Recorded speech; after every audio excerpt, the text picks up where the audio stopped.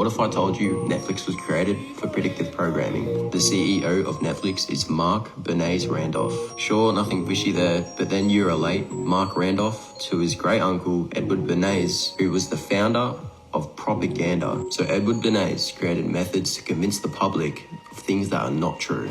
To dive even deeper, Edward Bernays' uncle is Sigmund Freud, the founder of psychoanalysis. So just like The Simpsons, Netflix may very well be trying to predictive program things into our reality that are not here yet. Alright, now allow me to elaborate further off that really important TikTok we just watched about Netflix and its connection with the father of propaganda, Edward Bernays, and how the Bernays family is still involved in the media we consume. So here's Mark Randolph's Wikipedia page, co-founder and former CEO of Netflix. Randolph was born to a Jewish family in New York. And it says it again right here. Paternal great-granduncles was psychoanalysis pioneer Sigmund Freud, along with the great-uncle of Randolph was Edward Bernays. Yeah, it's funny how so many people in positions of power just come from these extremely well-connected families. They don't just arise out of nowhere. So Edward Bernays' Wikipedia page is right here.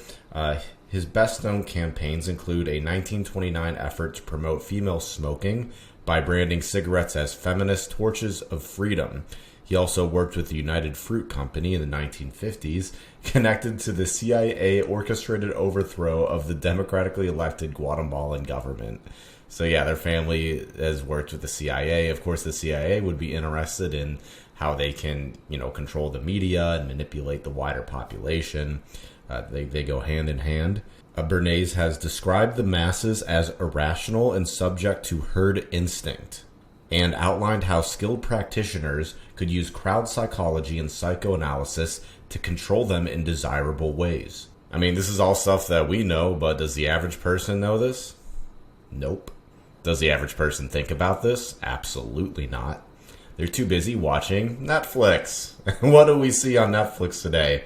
Shows like this. He's expecting, just making men look weak and feminine and reversing the roles. We see that all over Netflix. Almost like there's some sort of agenda afoot. But oh no, I'm the crazy one for pointing this out.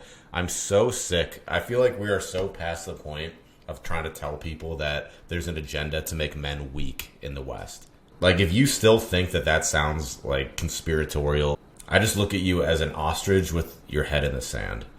Let me further prove my point. So, if you guys didn't know, the Tavistock Institute was started by Edward Bernays and a few other people. There's this really good book on it called The Tavistock Institute of Human Relations, Shaping the Moral, Spiritual, Cultural, Political, and Economic Decline of the United States of America. So let's go over what the first lines talk about. And they talk about how the Tavistock Institute helped to propagandize the United States to participate in World War I at a time when the majority of the American people were opposed to it. It says much of the same tactics were used by the social scientists at Tavistock to get the United States into World War II, Korea, Vietnam, Serbia, and both wars against Iraq. And this Tavistock Institute is still going strong today. Let's check in on them and see what they're up to. Let's see this article from the Daily Mail. It says, Tavistock Transgender Clinic could face mass legal action from 1,000 families of children who claim they were rushed into taking life-altering puberty blockers weeks after NHS shut it down in wake of damning report. So yeah, the Tavistock Institute is still going well today. They still deal with public relations, and they also have transgender clinics. Oddly enough, it's very strange. This is the Tavistock Institute that I alluded to in this book that's been around since World War I. It's the exact same one located in London. So they do public relations these days and puberty, and they provide puberty blockers for children. And then what do we see on Netflix? Shows like this, pushing this. It's honestly, I'm going to say it. It sounds cringe to some people. It's a trans agenda. It is. And don't think that I'm some ignorant person who doesn't understand trans people. Don't act like I wasn't a liberal in college back in the day advocating for gay and trans rights. I was that complete stereotype. This isn't new information to me, okay? I have no issue with someone just being who they want to be. It's just extremely sinister when we have institutions like Tavistock Institute being related to Netflix and, Mark Randolph, the founder, being in the Bernays family, and they're terrible history of pushing and propagandizing the American people into wars we were never supposed to be a part of. And now this institution is, pushing puberty blockers onto children. I remember at my liberal arts college, I took a course called Human Sexuality, and we watched a documentary on some parents who were transitioning their child and giving them puberty blockers. And the professor was telling us, like, it could possibly be a good thing that we're doing this. It was still an extremely new idea to be discussed. It was a little bit more controversial. This was back in maybe 2013. But we had that discussion, and I remember just walking away from that class so confused, because back then I was 100%, I was all about gay rights, trans rights. So I had huge amounts of cognitive dissonance from that documentary that we watched in that class. But in reality, if you go on Reddit and you see all these forums about trans people who have undergone the surgery, so many of them regret it, and their suicide rates skyrocket years after they have the surgery. And they go into grotesque details of the machinations that these doctors come up with when they supplement their original sexual organs for complete horror shows. And they never end up being like what the patient expects at the end of the day. I don't want to go into it. I'm not going to go into it here, but if you are really interested, you can do the research yourself. I honestly just feel bad for people who suffer with gender dysphoria. I wish no ill will on them. The issue is how aggressively it is pushed by our culture under the guise of acceptance. So another interesting thing I wanted to point out from this book, The Tavistock Institute of Human Relations, it goes on to say that the Tavistock Institute was originally funded by the British royal family and later by the Rothschilds. So I want to be clear here so there's no confusion. What I'm saying is that the same group of people responsible for the propaganda to convince the American people to start wars of aggression in the Middle East that have nothing to do with us are the same people that are pushing the American populace to accept giving puberty blockers to children. They're responsible for the media we consume on Netflix that purposely makes men weak. What do we see with every single sitcom? It's like an oofy-doofy dad with the smart, responsible wife. From Modern Family to The Simpsons to King of Queens to George Lopez to, I know there's so many others, and I'm just not a big TV guy. Because at the end of the day, there are controllers here that want to just easily control a population. And the number one place where they would potentially see resistance would be in strong, rebellious men.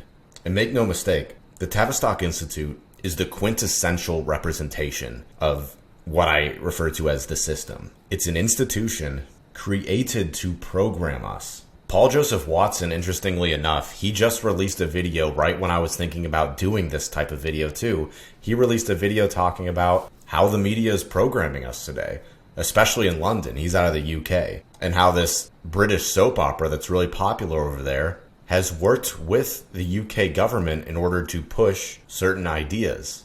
And anyone who's a critical thinker will scroll through the Netflix TV shows and notice a pattern. I have never once seen one show on Netflix that positively reflects Christianity, spirituality, and a belief in God. Just watch. Every single show on there bashes Christianity. And I'm not even saying like, oh, I'm like a pearl-clutching evangelist. No, it's just a pattern that I see, where the cool characters are the atheists who don't believe in God, and then the pure evil psychopaths are always Christian, or the stupid people are Christian.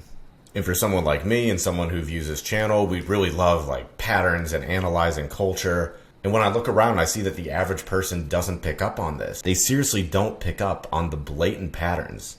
Because I see it as clear as day. I see it as clearly as I see like the walls in front of me. But people don't want to look at it. So we just have to remind ourselves it's not our job to try to wake anyone up. Because at the end of the day, the best way to make someone see your point of view is if you just improve yourself to the point where you are a respectable person. And then they'll naturally come to you and ask you questions about your beliefs. You can't just like force someone to see your point of view. I also wanted to add that even though I am someone who can read the Matrix code, I am not immune to programming. I was raised in an education system that rewarded me for acting feminine and punished me for acting masculine. Like, I have a naturally deep voice, and in middle school, I had a voice that the kids would call monotone, and they would make fun of me for having a masculine voice. So I changed it to a voice that was more feminine so they wouldn't make fun of me. And that's something I'm still working on correcting. Now, that being said, masculinity and femininity exists on a spectrum within each individual. Nobody is 100% masculine or 100% feminine, nor would they want to be. But I would like to be majority masculine, 80% masculine, 20% feminine. And personally, my feminine qualities manifest in playing guitar and singing and some aspects of spirituality. But it's still possible to undergo those activities that have a lot of feminine energy associated with them in a masculine way. And that's where you integrate the two energies in balance and harmony. Like, I know women with a lot of divine feminine qualities, but they're also able to tap into their own masculine energies and run their own businesses in a balanced way. And what I'm trying to say is our society is pushing us too far into one end of the spectrum. And they're not pushing us towards the divine feminine. They're pushing us towards the toxic version of femininity, the archetype of the overbearing mother, as Carl Jung would describe it, where our society is capitulating to the beliefs and the wishes of the most mentally damaged individuals of our society, to the screaming, unhinged SJWs. And we're doing this in the name of quote-unquote equality, but in reality it brings everyone down. And the system is so effective at demonizing anyone who goes against their worldview by weaponizing language. For example, the Tavistock Institute during World War I referred to people who didn't want to engage in the war as isolationists. They would slander people who believed in peace as hermits. And we're all familiar with the disparaging language they use today against people who go against the Koof narrative. Notice how we have to speak in code here. And the Koof narrative is another perfect example of how our society has turned into the overbearing mother, where their obsession with safety is reaching the points of paranoia and destruction, damaging our children, annihilating our economy, all for a virus with a 99.9% survival rate. Like, I truly believe if we do not bring the divine masculine back into Western civilization, it will fall. The divine masculine is literally the only thing that can stop this decline. And at the end of the day, it's quite possible that the people at the Tavistock Institute believe they're doing the best thing. I think they actually believe they're helping society. But you and I, we see the writing on the wall.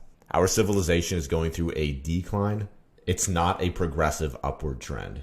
And honestly, it's probably both. There's probably people in the very top echelons who know they're making things worse for everyone, but they just want power. And then their underlings, their mindless SJW minions, just carry out their agendas thinking that they're doing the best thing for the people, the best thing for society. Because once people in power find out how easy it is to manipulate mass groups of people, they're going to take advantage of that because it's so easy and they get so much power from it. They've known this since World War I. Edward Bernays said this in the early 1900s. People act like herd animals and they can easily be manipulated. And that was before they had access to the internet. And scientists have done studies that when a person is watching TV, their brain goes into a super susceptible alpha state where information is downloaded into their subconscious and they're very easy to manipulate, especially when watching fiction. So in conclusion, it's important to realize that you are not above propaganda. You are still 100% susceptible to it. So really pay attention the next time you're browsing through TV shows on Netflix and see if you can find any patterns yourself in the types of programs that they present to everyone. So yeah, I highly recommend checking out this book. It's all available on PDF online, and I'll put a link to this in the description.